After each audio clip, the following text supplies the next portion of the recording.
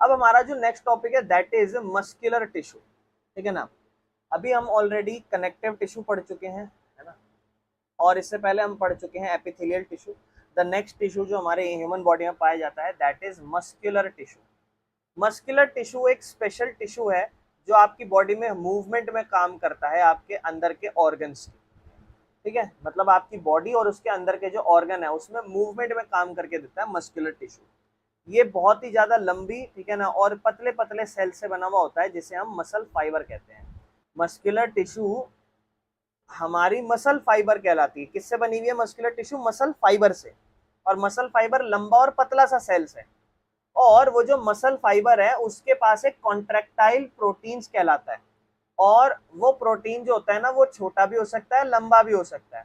तो मान लो जब ये प्रोटीन कॉन्ट्रैक्ट हो जाए, छोटा हो जाए, तो इसका मतलब मसल्स खींची गई है आपकी बॉडी में। जैसे कॉन्ट्रैक्टाइल हो जाए मतलब मसल्स को खींचा जा रहा है, और जब उन्हें रिलैक्स करा जा रहा है तो समझ जाओ मसल्स को अपनी वापस नॉर्मल शेप में भेजा जा रहा है। तो मस्कुलर टिश्यू के अंदर जो आपका मस्कुलर टिश्यू बना हुआ है वो किससे बना हुआ है? मसल फाइबर से बना हुआ है। और मसल फाइबर में क्या कहलाया जाता है? कॉन्ट्रैक्टाइल प्रोटीन, जिसका काम है मसल्स को कॉन्ट्रैक्ट और शॉर्ट लेंथन करने का। बाकी जो कॉन्ट्रैक्ट और रिलैक्स एक्शन है ना, ये आपको हर तरीके की मूवमेंट, यानी कि वॉक करना, डाइजेस्ट करना, हार्ट बीट आपका, बेटा उन सभी में से भी हाथ में नहीं, हर जगह काम करता है, ध्यान रखना। अब प्रॉब्लम ये है कि मस्कुलर टिश्यू भी अपने अलग अलग टाइप के होते हैं, स्ट्रिएटेड और स्मूथ और कार्डियक मसल्स, ठीक है ना। स्ट्रिएटेड मसल जो आपकी वॉलेंट्री या स्केलेटल मसल कहलाती है। स्मूथ मसल बेटा वॉलेंट्री ऐसी मसल्स है जिसे आप खुद से मूव करा सकते हो, और इनवॉलेंट्री बेटा ऐसी मसल्स है जो आप कोई कंट्रोल नहीं है आपका, वो अपने आप ही मूव कॉन्ट्रैक्ट होती है। और कार्डियक मसल्स तो बेटा आपकी हार्ट की मसल्स होती है, समझ रहे हो। चलो, स्ट्रिएटेड मसल जिसे हम स्केलेटल या वॉलेंट्री मसल्स कहते हैं, कहता है ये इन्हें स्ट्रिएटेड क्यों कहा गया है? तो कहता है इनके पास ना स्ट्राइप्स या बैंड स्ट्रिएशंस होते हैं, जो एक आप अगर उसको माइक्रोस्कोपिक में देखोगे तो इस तरीके से आपको कह रहा है कि इसके पास कुछ स्ट्राइप्स या बैंड्स बने हुए हैं, ठीक है ना। बैंड्स टाइप बना हुआ नजर आ रहा है, अगर आप ध्यान से देखोगे बैंड्स नहीं नजर आ रहे, एक बैंड्स बैंड्स नजर आ रहे हैं इस तरीके से। बाकी ये वॉलेंट्री क्यों है? क्योंकि ये आप अपनी इच्छा अनुसार इसको कंट्रोल कर सकते हो, इन मसल्स को आप अपनी इच्छा अनुसार कॉन्ट्रैक्ट शॉर्ट कर सकते हो। बाकी ये लंबे और सिलेंड्रिकल सेल्स होते हैं, लंबे सेल्स होते हैं और सिलेंड्रिकल सेल्स होते हैं, ठीक है ना। ये अनब्रांच्ड होते हैं, ठीक है ना, इसके जो सेल्स हैं वो ब्रांच नहीं बनाते हैं मिलके, अनब्रांच्ड है, ठीक है ना। और हर सेल के पास बहुत सारे न्यूक्लियाई हैं, मतलब अपने एक सेल के पास बहुत भी ज्यादा न्यूक्लियस हो सकते हैं। बाकी ये लाइट और डार्क बैंड दिखाते हैं आपको, ठीक है ना। बाकी फंक्शन क्या है बेटा इनका? तो वॉलेंट्री है, यानी कि आपकी बॉडी की मूवमेंट ऐसी जो आप खुद से कर रहे हो। तो खुद से कर रहे हैं इसका मतलब आपकी बॉडी की मूवमेंट जैसे आप अपनी बोन्स को खींचते हो ना, तो देखो बोन्स किसकी वजह से खींचती है? मसल्स की वजह से, ये हमने कल पढ़ा है। तो वही चीज, जैसे मान लो अपनी मूविंग आर्म्स, अपना हाथ हिला रहे हो, यानी कि आप मसल्स की मदद से हड्डियों को मूव करा रहे हो। लेग्स, पैर हिला रहे हो, उंगलियां हिला रहे हो। ये कहाँ पाए जाते हैं बेटा? क्या जायज बात है, बोन के साथ अटैच्ड होंगे, इसीलिए ये स्केलेटल मसल्स भी कहे जाते हैं। कोई दिक्कत? इसकी छोटी बहुत चीजें हम ऑलरेडी ऊपर पढ़ चुके हैं, अगर आपको याद होगा तो। बेटा इसके बाद स्मूथ मसल्स आ जाती हैं, मतलब ऐसी मसल जो इनवॉलेंट्री है, मतलब हमारा कंट्रोल नहीं है। क्या होती हैं ये? कहता है ऐसी मसल्स, आपको कहता है muscles we can not control consciously, हम इसका कॉन्शियसली कंट्रोल नहीं कर सकते। ये कंट्रोल, जैसे मान लो डाइजेशन हो रहा है आपकी बॉडी में या ब्लड फ्लो हो रहा है आपकी बॉडी में, तो ये आप खुद कंट्रोल कर रहे हो? नहीं, चले जा रहा है।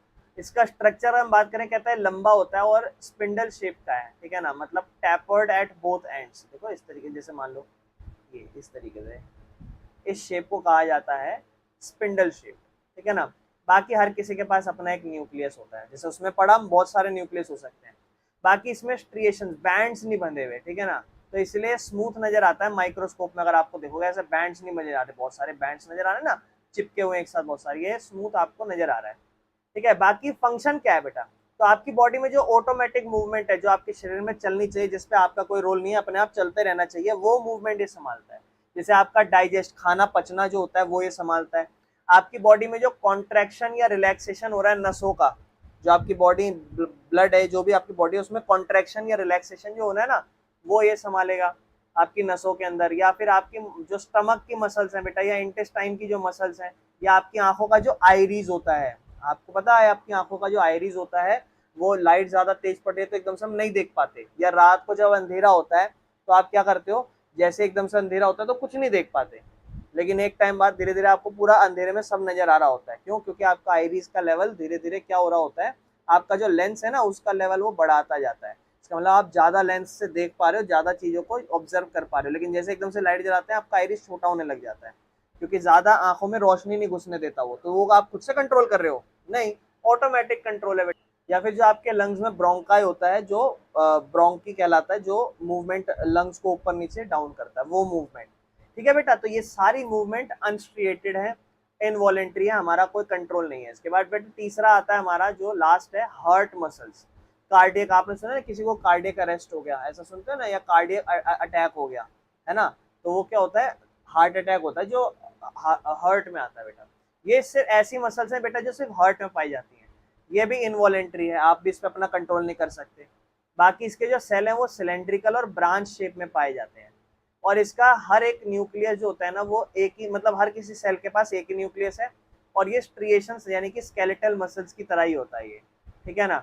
बाकी काम क्या है बेटा इसमें, तो आपका जो हार्ट है उसमें रिदमिक कॉन्ट्रैक्शन और रिलैक्सेशन होता नहीं, हार्ट मूवमेंट, जो आपके हार्ट में मूवमेंट हो रही है, दिल धड़कने दो, है ना ऐसा, तो वो जो मूवमेंट हो रही है कॉन्ट्रैक्शन रिलैक्सेशन वो, और यानी कि जो आपके ब्लड में, ब्लड आपका क्या करता है ना, सारा ब्लड आता है फिर पंप करता है, पंप, जैसे पंप होता है तो बहुत ज्यादा प्रेशर में खून नसों में भागता है, और फिर बॉडी में, क्योंकि बेटा बॉडी में हर जगह ट्रांसपोर्ट होना है, तो क्या होगा, एकदम से पंप करेगा, जैसे पहले पहले स्टोर करेगा फिर पंप करेगा, पूरा पानी कह रहा हूँ, खून एकदम से भागेगा आपकी बॉडी में, तो वो पंप करना बहुत जरूरी है। अगर बॉडी ब्लड आपका वो पंप करना बंद हो जाएगा तो खून पूरी बॉडी में फ्लो करना बंद हो जाएगा, और उसके आसपास की नसें भी बहुत भयंकर बनाई जाती हैं, ताकि वो जो नसें आप पर फट जाती हैं, नसें, डर हो जाता है नसें, क्योंकि भाई एकदम से बहुत आपकी नसें जो बाकी होती है ना, वो बहुत पल्मनरी वीन्स या जो भी आप वीन नसें पढ़ते हो बहुत कमजोर होती हैं आपकी नसें, समझ रहे हो, तो नसें आपकी बहुत ज्यादा कमजोर होती है बेटा,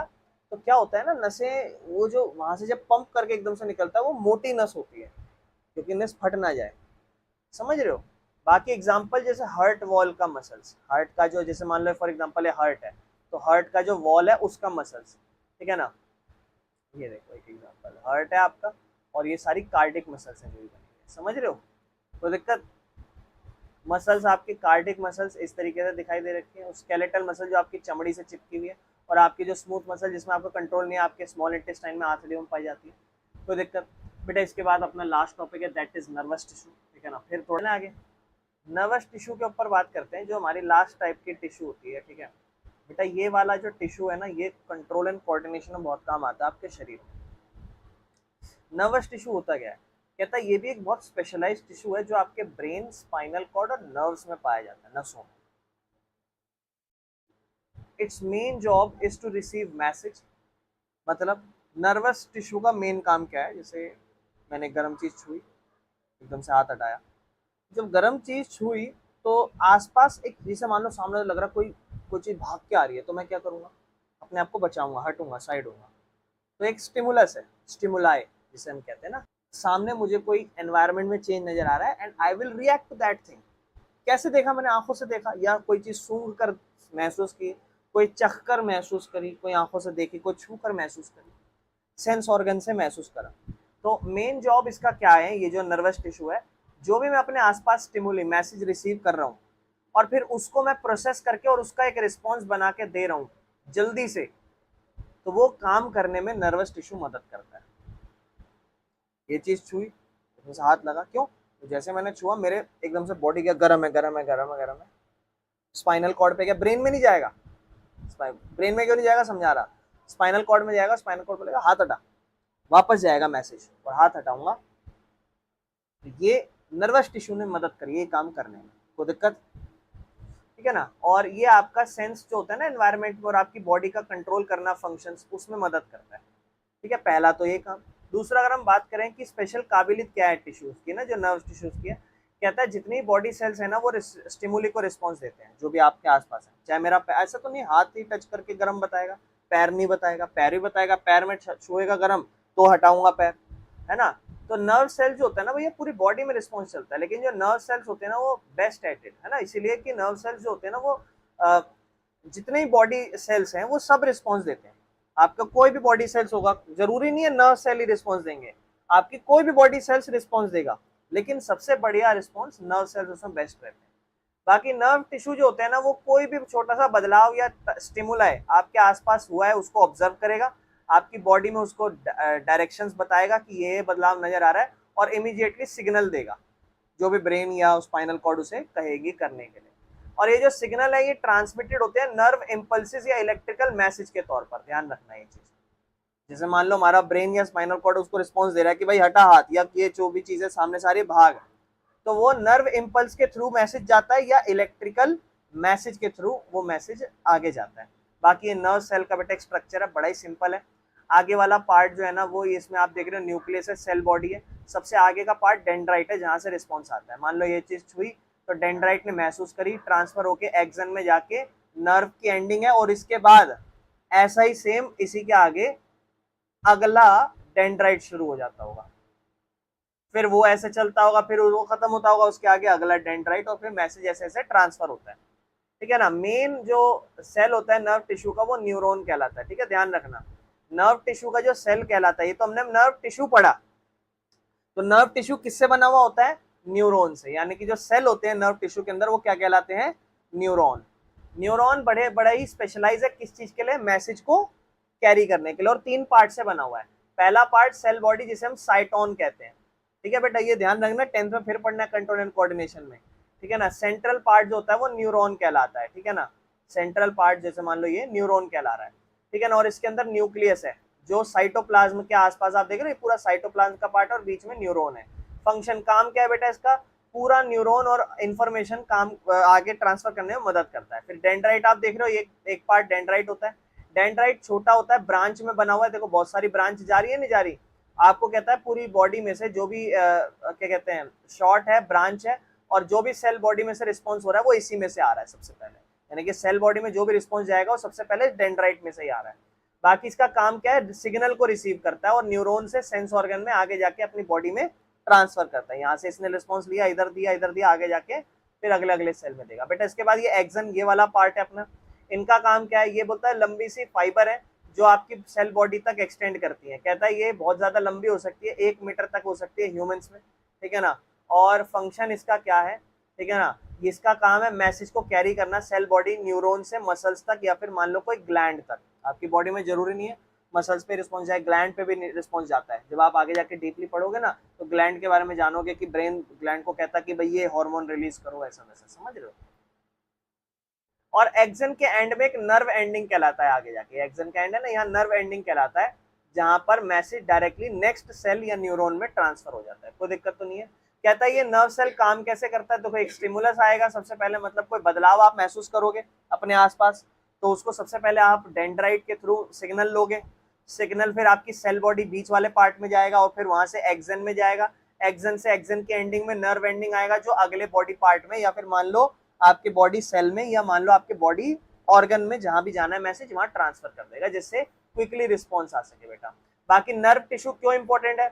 भैया आपकी बॉडी में लगातार कम्युनिकेशन है, बाहर क्या चल रहा है आपकी बॉडी में, या आपकी बॉडी को ही ना पता हो तो आप तो गर्म लगा के, अरे गर्म लग रहा है, गर्म लग रहा है, क्या करूं, ऐसे चलता रहेगा कि नहीं चलता रहेगा, है कि नहीं। तो लगातार कम्युनिकेशन होनी बहुत जरूरी है ना, आपको रिस्पॉन्स करने में क्विकली एनवायरनमेंट को मदद करता है ना। आप अपना हाथ हटाओगे एकदम से जैसी कोई गर्म चीज है ना, तो कोऑर्डिनेशन करने में मदद करता है आपके शरीर और मसल्स के बीच में। ठीक है बेटा। बाकी ये कहाँ पाया जाता है? एक तो बेटा दिमाग में पाया जाता है, यहाँ पे आपकी बॉडी स्टोर करती है इन्फॉर्मेशन। स्पाइनल कॉर्ड में पाया जाता है जो आपकी मैसेज को ब्रेन और बॉडी से कनेक्ट रखता है। स्पाइनल कॉर्ड बीच का बिच्छू है, टॉप लेवल पे ब्रेन बैठा है, उसको मैसेज देगा और आगे रिस्पॉन्स कभी कभी कुछ संभाल लेगा। नर्व क्या है बेटा? नर्व तो पूरी बॉडी में फैली हुई है जो सिग्नल कैरी कर रही है, जहां भी आपको कोई भी आपने गलत चीज महसूस करी, कोई भी खराब चीज और रिस्पॉन्स देना है आपको, चाहे वो पैर में हो, चाहे वो हाथ में हो, चाहे वो पीछे बैक में हो, कहीं भी हो, वो हर जगह नर्व पाई जाएगी। वो रिस्पॉन्स किसको देगी?